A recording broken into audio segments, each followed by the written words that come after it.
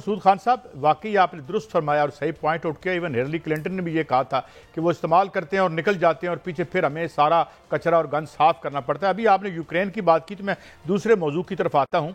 یہ ایک عجیب یوں لگتا ہے مسعود خان صاحب کہ آپ نے تو ایک ڈپلومیسی کی دنیا میں بڑا لمبا وقت گزارا، اسٹیٹسمین بڑے بڑے دیکھے.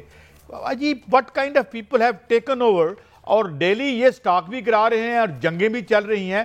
تو کوئی کوالٹیٹیو چینج آ گئی ہے اور کیا ہم کسی بڑی جنگ کی طرف بڑھ رہے ہیں؟ جس طرح زیلنسکی ہے، ادھر بی بی ہے، یہ سارے جو ہے they same crazy people. If you allow me and if you allow my French. جناب مسعود خان صاحب. جی میں یہ کہوں گا کہ ایک طریقے سے دیکھا جائے تو امریکہ میں ایک حقیقت پسندی آ رہی ہے. صدر ٹرمپ نے یہ کہا ہے کہ 2022 میں یوکرین نے جنگ کا آغاز کیا تھا. اس میں بڑی حد تک صداقت ہے کیونکہ امریکہ کی پشت پناہی تھی، اس کی حوصلہ افزائی تھی، یورپ بھی اس میں شامل تھا اور وہ چاہتے ہیں کہ کسی طریقے سے وہاں امن ہو جائے روس اور یوکرین کے درمیان اور روس اور یورپ کے درمیان. یہ میرا خیال ہے کہ خوش آئند ہوگا. لیکن یورپ اتنا آگے جا چکا ہے اور صدر زیلنسکی اتنے آگے جا چکے تھے کہ وہ پیچھے ہٹنے کے لیے ان کے کوئی گنجائش نہیں ہے.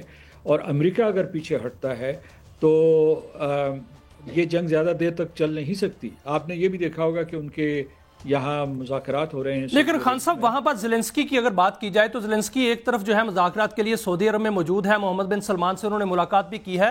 دوسری جانب جو ہے لانگ رینج میزائل جو ہے وہ بھی داغ رہا ہے. 350 ڈرون حملے کر دیے ماسکو پہ. تو کیا اس کے پیچھے جو ہے وہ کیا محرکات ہو سکتے ہیں؟ کیا یورپ جو ہے وہ نہیں چاہتا کہ یہ جنگ ختم ہو یا زیلنسکی جو ہے وہ دھوکہ دے رہا ہے؟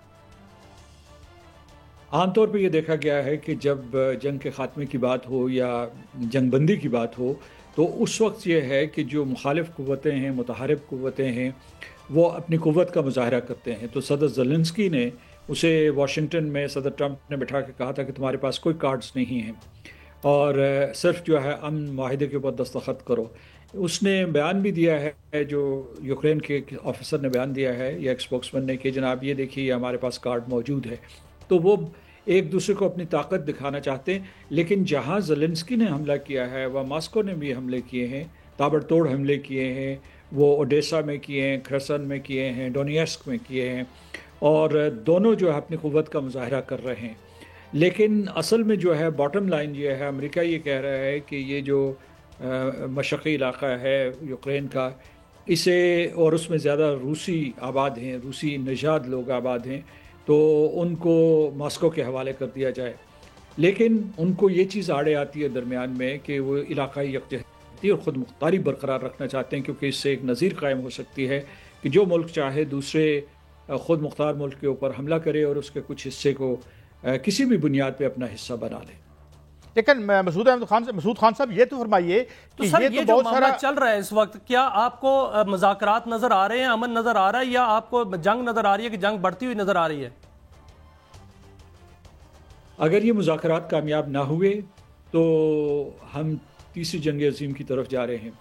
اور اس کی وجہ یہ ہے کہ یورپ جو ہے وہ کوئی اکائی نہیں ہے. یورپ میں کئی ممالک ہیں اور اس میں یورپین یونین میں بھی اختلافات موجود ہیں. تو وہ یہ ہے کہ اگر یہ اس قسم کے اختلافات بڑھ گئے ان کے درمیان تو یورپ میں ایک مرتبہ پھر جنگ کے شعلے بھڑک سکتے ہیں. اور دوسری طرف یہ ہے کہ اگر امن قائم ہو گیا، اگر یہ جو مذاکرات ریاض میں ہو رہے ہیں یا سعودی عرب میں ہو رہے ہیں، اگر یہ مذاکرات کامیاب ہو گئے تو پھر یہ جنگ ٹل سکتی ہے. امریکہ کے یعنی صدر ٹرمپ کے زیر انتظام امریکہ نے یہ فیصلہ کیا ہے کہ وہ اس جنگ کو طوالت نہیں دیں گے اور اس میں کسی قسم کی مدد نہیں کریں گے. وہ صدر زیلنسکی ہوں یا یورپین یونین اور یورپ کے جو بڑے بڑے ممالک ہیں ان کی حمایت نہیں کریں. اچھا خان صاحب، میں ایک اور طرف آتا ہوں. بڑا نازک معاملہ ہے. کل ہمارے ایک معزز سفیر جو ہیں ان کے پاس ویزا بھی تھا اور ان کو واپس بھیج دیا گیا. اگر ان پر کوئی الزامات تھے تو ابھی وہ الزامات ہی تھے، وہ کہیں ثابت تو نہیں ہوئے. یہ کیا کوئی ڈپلومیٹک سنب کے طور پر ہم اسے لیں، ایروگنس آف سپر پاور کے طور پر لیں؟ مگر میں ایک واقعہ آپ کو یاد دلاتا چلوں کہ جب شاہ رخ خان کو اس طرح سے تنگ کیا گیا تھا تو انڈیا نے ان پر پابندیاں لگا دی تھیں. And then they had to cut a sorry figure, اور انہوں نے معافی بھی مانگی بعد ازاں. مگر how should we react and what is this all about and how, ہمیں کیسے ریئیکٹ کرنا چاہیے خان صاحب؟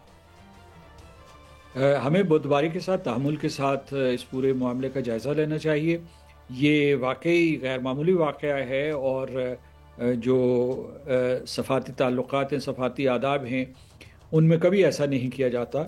وہ ایک سفیر ہیں، اور اس کے بعد جو ہے ان کے پاس ڈپلومیٹک پاسپورٹ ہے، ویزا بھی لگا ہوا تھا، کاغذات سارے کے سارے پورے تھے. عام طور پہ اس کے اوپر بالکل اعتراض نہیں ہوتا. کیوں اعتراض کیا گیا اس کے بارے میں ابھی حقائق کھل کر سامنے نہیں آئے. لیکن اگر کوئی حقائق بھی ہیں تو جو ڈیپورٹیشن ہے، واپس بھیجنا، یہ بہت سنگین اقدام ہے، یہ نہیں ہونا چاہیے تھا. اور آپ کو پتہ ہے کچھ افواہیں گردش کر رہی تھیں کہ جی پاکستان کے اوپر پابندیاں لگائی جا رہی ہیں، اور یہ پابندی لگ جائے گی. وہاں امریکی شہریوں کے اوپر ان پابندی لگائی ہے پہلے سے کہ بھئی دیکھ بھال کے جانا پاکستان میں خطرہ موجود ہے دہشت گردی کی وجہ سے یا امن و سلامتی کے حوالے سے. یہ جو ہے ایک اور افواہ گردش کر رہی تھی، ایک لیک سٹوری تھی کہ جی جن ممالک کو صدر ٹرمپ جن کے شہریوں کے اوپر پابندی لگائیں گے کہ وہ امریکہ میں نہ آئیں، ان میں پاکستان بھی شامل ہے. میں اسے بعیداً قیاس کرا دیتا ہوں اس سطح پہ.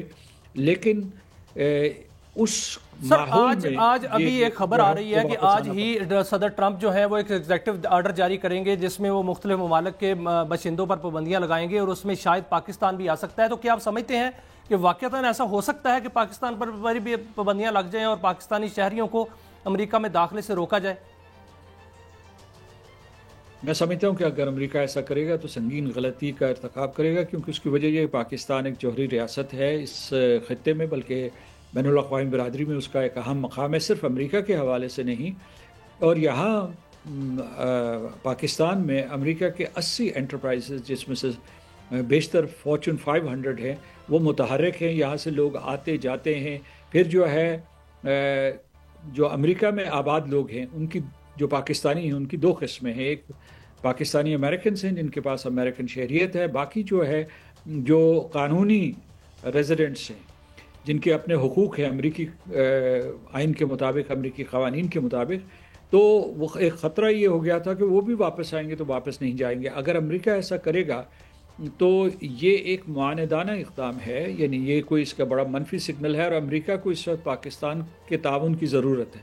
تعاون نہ بھی ضرورت نہ ہو تو ہمارے معاشی اور اسٹریٹجک اور سیاسی تعلقات اس قسم کے ہیں کہ اس قسم کا سخت قدم نہیں اٹھانا چاہیے.